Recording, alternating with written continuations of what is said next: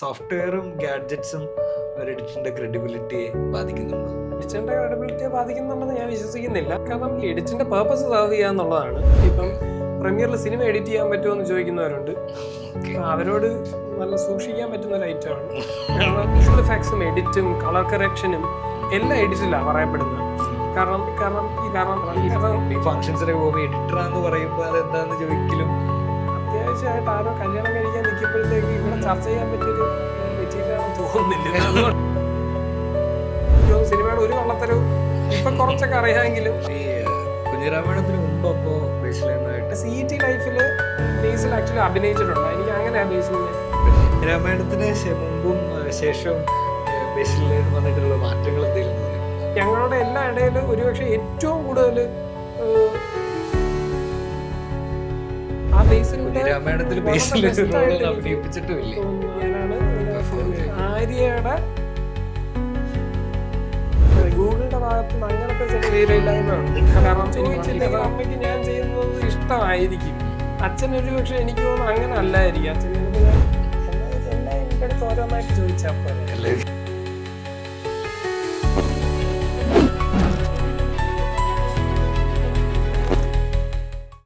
Editors നേരിടുന്ന ചില എന്താ പറയുക പരാമർശങ്ങൾ ഒക്കെ ഉണ്ട്.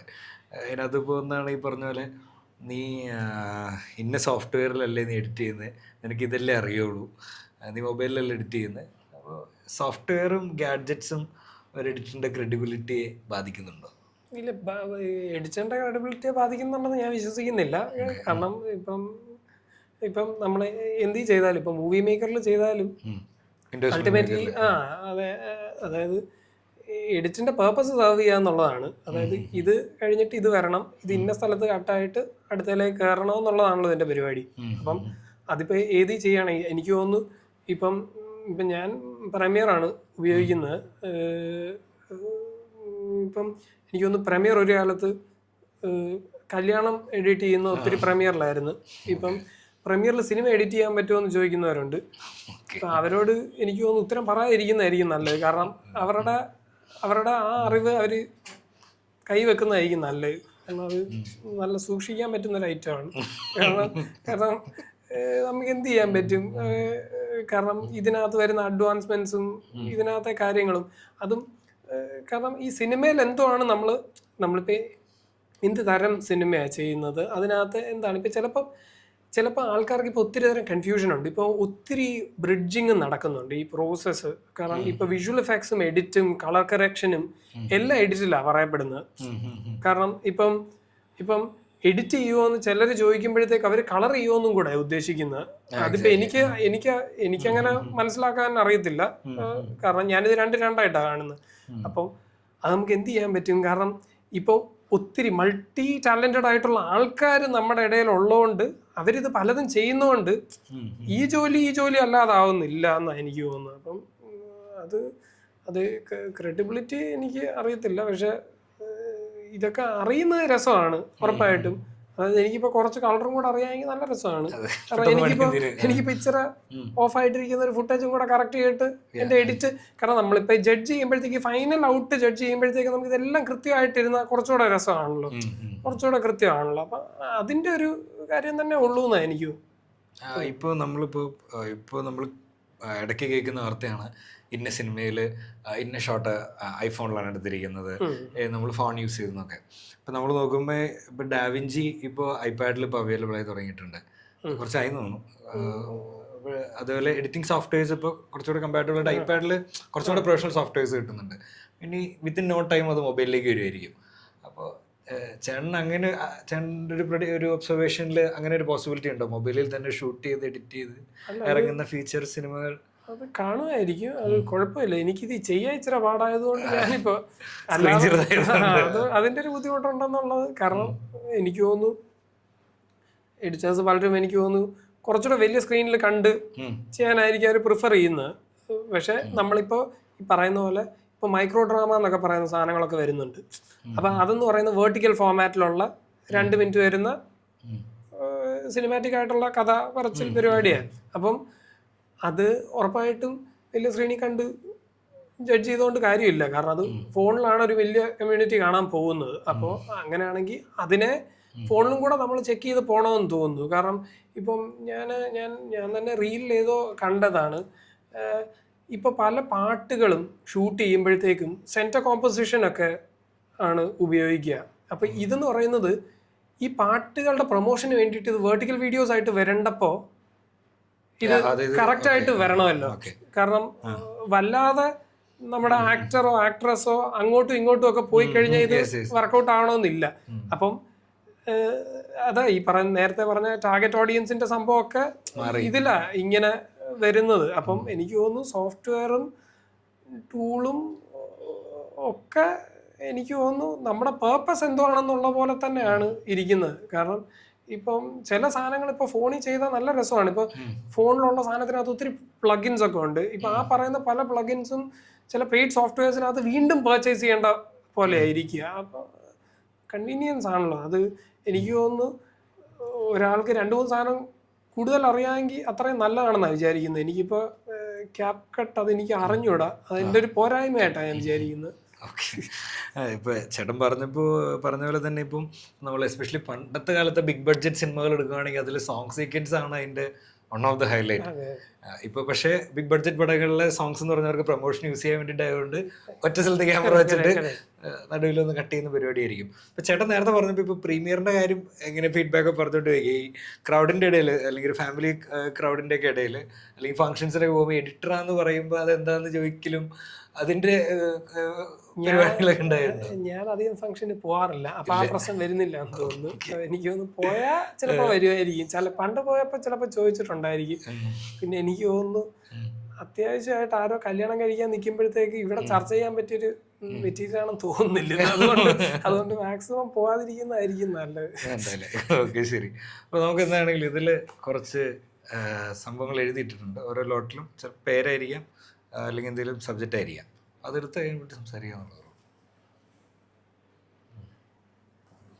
എന്താന്ന് പറഞ്ഞോട്ടോ. കുഞ്ഞിരാമായണം. ഓക്കെ, കുഞ്ഞിരാമായണത്തെ സ്റ്റാർട്ടിങ് പറഞ്ഞായിരുന്നു. അതെ. അപ്പം എനിക്ക് തോന്നുന്നു കുഞ്ഞിരാമായണം ഫസ്റ്റ്. അതായത് എനിക്ക് തോന്നുന്നു ഈ മെയിൻ സ്ട്രീം സിനിമകളിൽ ഞാൻ ആദ്യം ചെയ്തേക്കുന്ന സിനിമയാണ് കുഞ്ഞിരാമായണം. ബേസിലിൻ്റെ കൂടെ ചെയ്തേക്കുന്ന സിനിമയാണ്. വിഷ്ണു ശർമ്മയാണ് ക്യാമറ. അപ്പം ഒത്തിരി ഫ്രണ്ട്സാ, ഓൺ ആൻഡ് ഓഫ് ഒത്തിരി ഫ്രണ്ട്സ്. മീൻസ് ഇപ്പോഴും യൂത്തുള്ളൊരു. അതെ. എനിക്ക് തോന്നുന്നു നമ്മുടെയൊക്കെ ഒത്തിരി അറിവില്ലായ്മയും ഒത്തിരി ലേണിങ്ങും ഒക്കെ ഉണ്ടായിരുന്ന സിനിമയാണ്. എനിക്ക് തോന്നുന്നു ആ പടത്തിനകത്ത് ആ ഇന്നസെൻസും ഉണ്ട്. അതുകൊണ്ടാണ് എനിക്ക് തോന്നുന്നു എപ്പോഴും എനിക്ക് തോന്നുന്നു ഞാൻ അത് കഴിഞ്ഞിട്ട് ഒത്തിരി പടം ചെയ്തിട്ടുണ്ടെങ്കിലും എനിക്ക് തോന്നുന്നു ഈ പടം തന്നെ ആയിരിക്കും എനിക്ക് തോന്നുന്നു ഞാൻ ചെയ്തിട്ടുള്ളതിൽ ഏറ്റവും അറിയുന്ന പടം എന്ന് എനിക്ക് തോന്നുന്നു. അത് എനിക്ക് തോന്നുന്നു അതിൻ്റെ ഒരു സത്യസന്ധതയുടെ ആയിരിക്കും. കാരണം നമ്മളെല്ലാവരും നമ്മൾ ഹോൾ ഹാർട്ടഡ് ആയിട്ട് നമുക്ക് വേറൊന്നും അറിഞ്ഞൂടായിരുന്നു നമുക്ക്. കാരണം എനിക്ക് തോന്നുന്നു സിനിമയുടെ ഒരു കള്ളത്തരവും ഇപ്പം കുറച്ചൊക്കെ അറിയാമെങ്കിലും അന്ന് തീരെ അറിയില്ല എന്ന് എനിക്ക് തോന്നുന്നു. അപ്പം എനിക്ക് തോന്നുന്നു അതിൻ്റെ എല്ലാം നല്ലതും അതിനകത്തുണ്ടായിരിക്കും. ഈ കുഞ്ഞിരാമായണത്തിന് മുമ്പ് അപ്പോൾ ബേസ് ലൈനായിട്ട് ഷോർട്ട് ഫിലിംസ് ചെയ്തിട്ടുണ്ടായിരുന്നു. ഈ തുണ്ടുപടവും അതൊക്കെയാണോ? അതെ. പ്രിയംവദ കാവ്യാണോ. പിന്നെ CET ലൈഫിൽ ബേസിൽ ആക്ച്വലി അഭിനയിച്ചിട്ടുണ്ട്. എനിക്ക് അങ്ങനെ ബേസിലിനെ പരിചയം. അപ്പോൾ ഒരു കുഞ്ഞിരാമായണത്തിന് മുമ്പും ശേഷവും ബേസിൽ വന്നിട്ടുള്ള മാറ്റങ്ങൾ എന്തെങ്കിലും തോന്നിയിട്ടുണ്ടോ? എനിക്ക് തോന്നുന്നു ബേസിൽ ഒത്തിരി ഈ പറയുന്ന പോലെ ഒത്തിരി ലേണിംഗ് ഒക്കെ ഉള്ള എനിക്ക് തോന്നുന്നു സിനിമയെ പറ്റി എനിക്ക് തോന്നുന്നു ബേസിൽ ഒത്തിരി പഠിക്കുകയും മനസ്സിലാക്കുകയും ഒക്കെ എനിക്ക് തോന്നുന്നു. അത് ഞങ്ങളുടെ എല്ലാ ഇടയിൽ ഒരുപക്ഷെ ഏറ്റവും കൂടുതൽ സിനിമയെ പറ്റി അത് കഴിഞ്ഞിട്ട് പഠിച്ചിട്ടുള്ളത് ചിലപ്പോൾ ബേസിലായിരിക്കുമെന്ന് തോന്നുന്നു. കാരണം സിനിമകൾ ചെയ്തേക്കുന്നതിൻ്റെ വലുപ്പത്തിലായാലും അതിൻ്റെ ഡെപ്തിലായാലും ഒക്കെ എനിക്ക് തോന്നുന്നു കോൺസ്റ്റന്റ് ലേണറായിട്ടും ഒക്കെ പിന്നെ ഒരു ആക്ടർ എന്നുള്ള നിലയിലും ഒക്കെ ബേസിൽ ഒത്തിരി തരത്തിൽ. കാരണം എനിക്ക് ഈ പൊന്മാൻ എന്ന് പറയുന്ന സിനിമ എനിക്ക് തോന്നുന്നത് അത് കാണുമ്പോഴത്തേക്കും എനിക്കൊരു കാരണം ഞാൻ ഉറപ്പായിട്ടും വിശ്വസിക്കുന്നു ബേസിൽ പണ്ട് തൊട്ട് അഭിനയിക്കണമെന്ന് ഭയങ്കര ഇഷ്ടമുള്ളതും ഭയങ്കര ആഗ്രഹമുള്ളതും ആയിട്ടുള്ള ആളാണ്. അപ്പം ആ ബേസിലിൻ്റെ വൺ ഓഫ് ദ ബെസ്റ്റ് ആയിട്ട് എനിക്ക് തോന്നുന്ന സിനിമയൊക്കെ. ഈ കുഞ്ഞിരാമായണത്തിൽ ബേസിലൊരു റോളൊന്നും അഭിനയിപ്പിച്ചിട്ടുമില്ലേ? ബേസിലല്ലത്. ബേസിൽ ഞാൻ ഈ പറയുന്ന പോലെ അതൊരു സെക്കൻഡ് ഷെഡ്യൂളിലാണ് ഇതിന്റെ ക്ലൈമാക്സ് പോർഷൻ ഷൂട്ട് ചെയ്ത്. റോൾ ഏതാണെന്ന് പറയാമോ? അത് ഈ പറയുന്ന പോലെ ഞാനാണ് അതിനകത്ത് ആര്യയുടെ എക്സിലൊരാള് ലൈറ്റ് പിടിക്കുന്ന ചേട്ടൻ. അതെ അതെ അതെ. അപ്പം അത് ഈ പറയുന്ന പോലെ ഈ സെക്കൻഡ് ഷെഡ്യൂളിലാണ് ഈ പറയുന്ന ഫുൾ ക്ലൈമാക്സും ഷൂട്ട് ചെയ്തേക്കുന്നത്. അപ്പോൾ അത് ഷൂട്ട് ചെയ്യുമ്പോൾ ഞാൻ ഓൾറെഡി അതുവരെയുള്ള എഡിറ്റ് എനിക്ക് തോന്നുന്നു ഓൾമോസ്റ്റ് ചെയ്ത് ആയിട്ടിരിക്കുകയാണ്. അപ്പൊ അതുകൊണ്ട് ഞാൻ അന്ന് ഷൂട്ടിന് പോയതാണ്.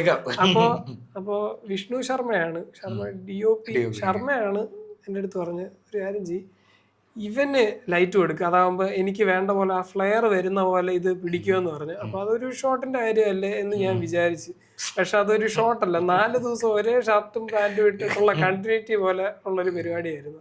അത്ര എക്സ്പെൻസീവ് ആയിട്ടുള്ള ഇതായിരുന്നു. പക്ഷെ എനിക്ക് തോന്നുന്നത് അങ്ങനത്തെ ഒരു സീനും ഒക്കെ ആയതുകൊണ്ട് അതിൽ പിന്നെയാണ് തോന്നുന്നു ഗൂഗിളിൽ അപ്പുവട്ടതിൽ അടിക്കുമ്പോൾ ആക്ടർ എഡിറ്റർ അങ്ങനെയാണ്. ഗൂഗിളിന്റെ ഭാഗത്ത് നിന്ന് അങ്ങനത്തെ ചില വീരയില്ലായ്മ ഉണ്ട്, അത് എനിക്ക് തോന്നിയിട്ടുണ്ട്. Okay, next.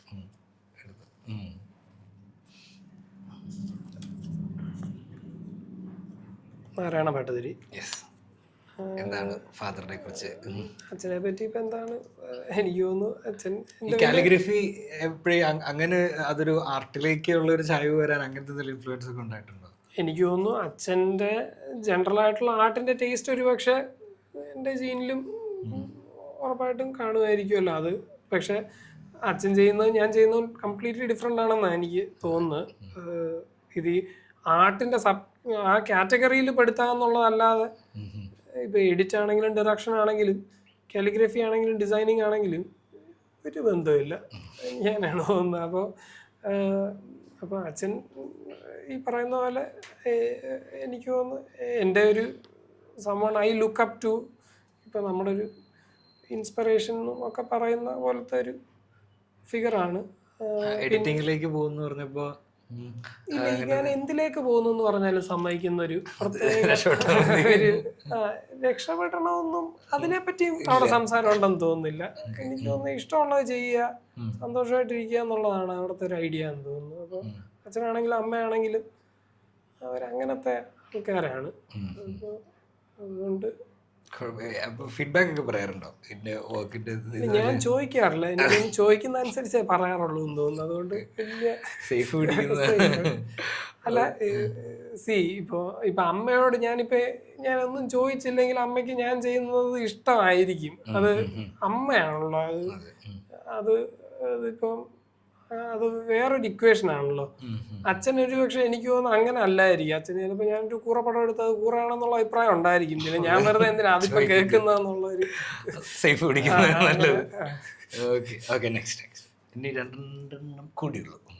എന്നാ ഇതെല്ലാം എൻ്റെ അടുത്ത് ഓരോന്നായിട്ട് ചോദിച്ചാ പോരെ? ഇത് മറ്റൊരു എസ്തെറ്റിക്സിന് വേണ്ടി പ്ലാൻ ചെയ്തതാ. എന്റെ പോയി സിനി ക്രഷ് മൊമെന്റ്. സിനി അതായത് ഒരു സിനിമയോടൊരു ഇഷ്ടം തോന്നിയ മൊമെന്റ്, പെർട്ടിക്കുലർ സിനിമ കണ്ടപ്പോഴായിരിക്കും ഒരു തിയേറ്റർ എക്സ്പീരിയൻസ് അങ്ങനെ അറിയത്തില്ല. അങ്ങനെ ഒരു മൊമെന്റ് ഡിഫൈൻ ചെയ്യാൻ പറ്റത്തില്ല. കാരണം എനിക്ക് സ്കൂൾ കാലത്തെ സിനിമ ഇഷ്ടമായിരുന്നു. എനിക്ക് തോന്നുന്നു എൻ്റെ ഇപ്പൊ വലിയൊരു ഒരു ഫസ്റ്റ് ഏറ്റവും ഫേവറേറ്റ് അല്ലെങ്കിൽ ഏറ്റവും ഓർമ്മയുള്ള ഒരു തിയേറ്റർ എക്സ്പീരിയൻസ് ഏതാണ് മനസ്സിൽ ഓർമ്മയിൽ നിൽക്കുന്ന?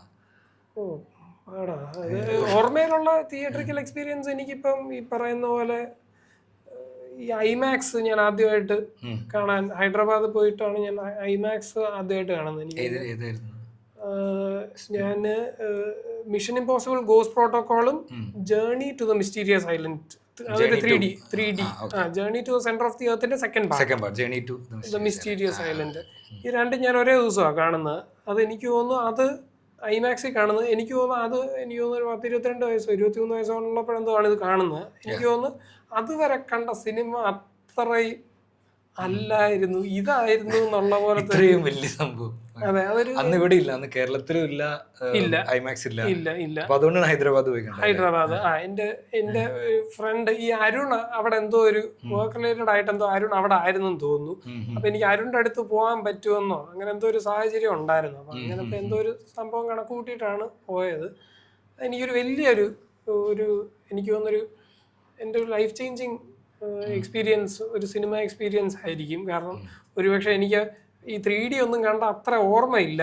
ഇപ്പം ജുറാസിക് പാർക്കൊക്കെ കണ്ടിട്ടുണ്ട്, തിയേറ്ററിൽ കണ്ടിട്ടുണ്ട്, പേടിച്ചിട്ടുണ്ടെന്നുള്ള ഓർമ്മയുണ്ട്. പക്ഷെ എനിക്ക് അതങ്ങ് എക്സ്പ്ലെയിൻ ചെയ്യാൻ ഇത് കുറച്ചുകൂടെ റീസെന്റ് ആയതുകൊണ്ട് എനിക്ക് ഒന്നുകൂടെ ഓർമ്മ ഉണ്ട്. അപ്പൊ അതെനിക്കൊരു എൻ്റെ ഒരു ലൈഫ് ചേഞ്ചിങ് എക്സ്പീരിയൻസ് ആയിട്ട് എനിക്ക് തോന്നുന്നു. ഇതിലെ ലാസ്റ്റ് ഫേവറേറ്റ് ഫിലിം കുറെ ഉണ്ടാവും അറിയാം. ഉണ്ട്. പക്ഷെ അമോറസ് പെറോസും റാഷോമോനും ഈ ഇന്നരുത്തു അലജാൻഡ്രോ ഗോൺസാലസ് ഇന്നരുത്തു എന്ന് പറയുന്ന ഫിലിം മേക്കറിന്റെ ആണ്. അത് സ്പാനിഷ് ഓൾഡ് ഫിലിമാണ്. 2001 ആണെന്ന് തോന്നുന്നു. റാഷോമോൻ കുറോസാവയുടെ ആണ്, അകിര കുറോസാവയുടെ രണ്ടായിരിക്കും. ഇപ്പൊ അത് ഇഷ്ടപ്പെട്ടു എന്ന് പറയുമ്പോൾ അതിന്റെ ടെക്നിക്കാലിറ്റി കൊണ്ടാണോ അതോ കോണ്ടന്റ്? അല്ല, സിനിമയായിട്ട് അങ്ങ് ഇഷ്ടമാണ്. അതിപ്പോ ടെക്നിക്കിനേക്കാളും ഇഷ്ടമാണ്. അപ്പൊ ചേട്ടൻ ഇപ്പൊ ലൈക്ക് നമ്മളിപ്പോ ഒരു തിയേറ്റർ എക്സ്പീരിയൻസിനെ പറ്റി ചോദിച്ചപ്പോൾ ഐമാക്സ് എക്സ്പീരിയൻസിനെ പറ്റി ഭയങ്കര അമ്യൂസ്ഡ് ആയിട്ട് പറഞ്ഞു. ബട്ട് ഐ തിങ്ക് ഈ പറഞ്ഞ 2 സിനിമയും ചേട്ടൻ കണ്ടിട്ടുണ്ടാവുക ലാപ്ടോപ്പ് അല്ലെങ്കിൽ. So what do you think cinema is for theatre or? ചില ആൾക്കാർ പറയുന്ന ഒരു argument is cinema is for theatre. അതിന് ഓപ്പോസിറ്റ് പറയുന്ന ഒരു ആർഗ്യുമെന്റ് ഉണ്ട്, സിനിമ എനിക്ക് കൺവീനിയന്റ് ആയിട്ട് ഒരു ചെറിയ പ്ലാറ്റ്ഫോമിൽ കാണാം, ഇൻ മൈ കംഫർട്ട് സ്പേസ്. ഇനി സിനിമ ഈസ് ഫോർ തിയേറ്റർ എന്ന് പറയുന്നത് പ്രിവിലേജ്ഡ് ആൾക്കാരുടെ സ്റ്റേറ്റ്മെന്റ് ആണെന്നും പറയുന്ന ആൾക്കാരുണ്ട്. സോ അല്ല, അങ്ങനെയല്ല, തിയേറ്ററിൽ എല്ലാവർക്കും തിയേറ്ററിൽ പോകാൻ പറ്റില്ലായിരിക്കും. അപ്പോൾ നമുക്കിപ്പോൾ so what do you think? എനിക്ക് തോന്നുന്നു പൈറേറ്റഡ് ചെയ്യുന്നത് വൃത്തികേടാണ്, ഇച്ചിരി മോശമാണെന്ന് തോന്നുന്നു. അത് പണ്ട് ചെയ്തിട്ടുണ്ട്, പക്ഷെ ഇനി ചെയ്യത്തില്ല എന്ന് തോന്നുന്നു. ആവത് ചെയ്യാതിരിക്കാൻ നോക്കും. പക്ഷെ ഈ പറയുന്ന പോലെ എനിക്ക് തോന്നുന്നു എനിക്ക് സിനിമ തിയേറ്ററിൽ കാണുന്നത് ഇഷ്ടമാണ്. കാരണം എനിക്ക് കണ്ടിന്യൂസ് ആയിട്ട് കാണാൻ പറ്റും. നമ്മൾ തിയേറ്ററിലാണെങ്കിൽ നമ്മൾ ഫോൺ എടുക്കാൻ സാധ്യതയില്ല. നമ്മൾ ആ ഒരു സ്പേസിലും നമുക്ക് ആ ഒരു ഡെഡിക്കേറ്റഡ് 2-3 hours ഇപ്പൊ ഞാൻ കമ്പ്യൂട്ടറിലോ ഫോണിലോ TV-യിലോ കാണുകയാണെങ്കിൽ ഫോൺ വന്നാൽ ഫോൺ എടുക്കേണ്ടി വരുമെന്ന് എനിക്ക് തോന്നുന്നു. അതുകൊണ്ട് അതെനിക്കൊരു ബുദ്ധിമുട്ടായിട്ട് തോന്നുന്നു. അതുകൊണ്ട് എനിക്കിപ്പോൾ ഈ അഡോളസെൻസ് എന്ന് പറയുന്ന ഒരു സീരീസ് ഇറങ്ങിയിട്ടുണ്ട്. ഈ ഫോൺ വരാത്ത 1 മണിക്കൂർ എപ്പോൾ കിട്ടുമെന്ന് ആലോചിച്ചിട്ടാണ് ഞാനത് കാണാതെ നീട്ടി വെച്ചേക്കുന്നത്. അപ്പം അതൊരു പ്രോബ്ലം ആണെന്ന് തോന്നുന്നു. അത് തിയേറ്ററിലായിരുന്നെങ്കിൽ ഞാനിപ്പോൾ ആ 4 എപ്പിസോഡും കണ്ടേനെ. അപ്പോൾ എനിക്ക് തിയേറ്ററാണ് ഇഷ്ടം. പക്ഷെ സിനിമ തിയേറ്ററിൽ മാത്രമേ കാണാവൂ എന്ന് ഞാൻ പറയത്തില്ല. കാരണം ഞാൻ ഈ പറയുന്ന പോലെ ആ ലോജിക്ക് തന്നെയാണ്. കാരണം ഞാൻ ഈ പല ക്ലാസിക്കും കണ്ടേക്കുന്നത് ഈ പറയുന്ന ചെറിയ സ്ക്രീനിലാണ്. പക്ഷെ അതുകൊണ്ട് തന്നെ ഞാനിത് വലിയ സ്ക്രീനിൽ വന്നാൽ കാണാൻ പോകാതിരിക്കത്തില്ല. കാരണം നമ്മൾ 7 സാമുറായി ഇവിടെ വന്നപ്പോഴത്തേക്കും, കാരണം അത് ഞാൻ ഗോഡ് ഫാദർ റിലീസ് ചെയ്തപ്പോഴും ഞാൻ പോയി കണ്ടായിരുന്നു. കാരണം അത് ഇവിടെ റിലീസ് ചെയ്തത് പഴയ പ്രിന്റുമാണ്. അതെനിക്ക് സങ്കടമായി. കാരണം ഈ പുറം രാജ്യത്തൊക്കെ അത് കറക്റ്റ് റിസ്റ്റോർ ചെയ്ത വേർഷനാ വന്നെന്നാ പറയുന്നത്. പക്ഷെ ഇവിടെ നമുക്ക് കറക്റ്റ് അല്ലായിരുന്നു, ഡിജിറ്റൈസ് ചെയ്തായിരുന്നു. അത് ഹൗസ്ഫുൾ ആയിരുന്നു. എന്നിട്ട് ഡ്യൂറേഷൻ പക്ഷെ അതൊരു ഭയങ്കര എക്സ്പീരിയൻസാ. അപ്പൊ എനിക്കത് സിനിമ തിയേറ്ററിൽ കാണുന്നത് എനിക്ക് ഇഷ്ടമാണ്, എനിക്ക് സന്തോഷമാണ്. എനിക്ക് ഐമാക്സ് എത്ര ആയാലും ഈ ഹൈദരാബാദിലെ ഐമാക്സ് ഷട്ട് ഡൗൺ ചെയ്തപ്പോഴത്തേക്ക് എനിക്ക് ഭയങ്കര സങ്കടമുണ്ട്. കാരണം ഇല്ലെങ്കിൽ ഞാൻ വൺസ് ഇൻ എ ഇയർ ഒക്കെ ഞാൻ ആവത് എങ്ങനെയെങ്കിലും, ഞാൻ അത്രയും പ്രിവിലേജ്ഡ് അല്ല എന്ന് തോന്നുന്നു. അതുകൊണ്ട് ഇച്ചിരി പൈസ കൂട്ടിയിട്ട് ഇല്ല, ഉദ്ദേശിച്ചവർക്ക് അപ്പം പറ്റുമ്പോ എനിക്ക് അങ്ങനെ കാണണമെന്നുണ്ട്. കാരണം ഞാൻ വേറെ അത്ര വലിയ കാര്യങ്ങൾക്കൊന്നും പൈസ അങ്ങനെ ഇതാക്കുന്നില്ല. അപ്പൊ എനിക്ക് തോന്നുന്നു എനിക്ക് ഈ സിനിമ കാണുക എന്നുള്ളതൊക്കെയാണ് സന്തോഷം. സ്റ്റേറ്റ് അവാർഡ് വിന്നിങ് എഡിറ്ററാണ്. ഈ അവാർഡ് എന്ന് പറയുന്ന പരിപാടി ഒരു ബൂണാണോ ഓർ ഇറ്റ്സ് എ കേഴ്സ്? അത് എനിക്ക് തോന്നുന്നു സമയം പോലിരിക്കും. ഇപ്പോൾ നമ്മൾ ഇച്ചിരി മോശമായിട്ട് ചെയ്ത് എന്തിനെങ്കിലും കിട്ടുവാണെങ്കിൽ നമുക്ക് ചിലപ്പോൾ കുറ്റബോധം വരും. എനിക്ക് വരുമായിരിക്കും. അല്ലെങ്കിൽ കുഴപ്പമില്ലെന്ന് തോന്നുന്നു. അന്ന് കുറേ പേര് നമ്മളെ ഫോണൊക്കെ വിളിക്കും. പിന്നെ കൺഗ്രാറ്റ്സ്. പിന്നെ ചിലപ്പോൾ എനിക്ക് തോന്നുന്നു നമ്മുടെ എഡിറ്റ് ചിലപ്പോൾ പെട്ടെന്ന് അപ്രൂവ് ആവും കുറച്ച് പേർക്കൊക്കെ. അവാർഡ് കിട്ടുകയും ചെയ്തതാണ്. അതെ, അതുകൊണ്ട് ചിലപ്പോൾ. പക്ഷെ പഴയ എഡിറ്റ് തന്നെ, വ്യത്യാസമൊന്നും ഇല്ലായിരിക്കും. പക്ഷെ അങ്ങനത്തെ കുറച്ച് തെറ്റിദ്ധാരണ നാട്ടിലുള്ളത് കൊണ്ട് ചിലപ്പോൾ അതൊരു നല്ലതായിട്ടും വരും ചിലപ്പോൾ. എനിക്ക് തോന്നുന്നു അത് എനിക്ക് തോന്നുന്നു ഒരു കുഴപ്പമില്ല. ചിലപ്പോഴൊക്കെ ഒരു രസമുള്ള ഒരു ഫോട്ടോ ഒക്കെ ഇടാൻ പറ്റും നമുക്ക് ഇൻസ്റ്റാഗ്രാമിലൊക്കെ അങ്ങനെ. അപ്പൊ ഇനി എന്തൊക്കെയാണ് ചേട്ടാ ഇതിച്ചൂടെ ഭാവി പ്ലാൻസ് ഒക്കെ? ഇപ്പൊ ഫിലിം മേക്കിംഗ് ഇപ്പൊ ഇനി എന്താണ് അപ്കമിങ് പ്രൊജക്ട്സ്? ഞാൻ ഈ പറയുന്ന പോലെ നമ്മൾ ഡിസ്കസ് ചെയ്തപ്പോൾ ഇടയ്ക്ക് പറഞ്ഞ പോലെ ഞാൻ ഹിന്ദി പടം ചെയ്യണമെന്നുണ്ട്. വേറെ എൻ്റെ ഫ്രണ്ട്സൊക്കെ ആയിട്ട് ഞാൻ എഴുത്ത് നടക്കുന്നുണ്ട്. ഒരു ഏതാ നടക്കുന്നത് നമുക്ക് അറിയത്തില്ലല്ലോ, നോക്കാം. സിനിമ എന്തായാലും ചെയ്യണം, ചെയ്യുമായിരിക്കാമെന്ന് വിചാരിക്കുന്നു. ആദ്യത്തെ പടം ആദ്യം ഡയറക്റ്റ് ചെയ്ത പടം റിലീസായി കഴിഞ്ഞിട്ടുള്ളൊരു ഫീലിംഗ് എന്തായിരുന്നു? നിഴൽ റിലീസായ സമയത്ത് ഭയങ്കരമായിരിക്കും എന്നാ വിചാരിച്ചത്. ചുമ്മാ അടുത്ത ദിവസം വെള്ളിയാഴ്ച മാറി പറയും, ഒന്നും മാറിയില്ല.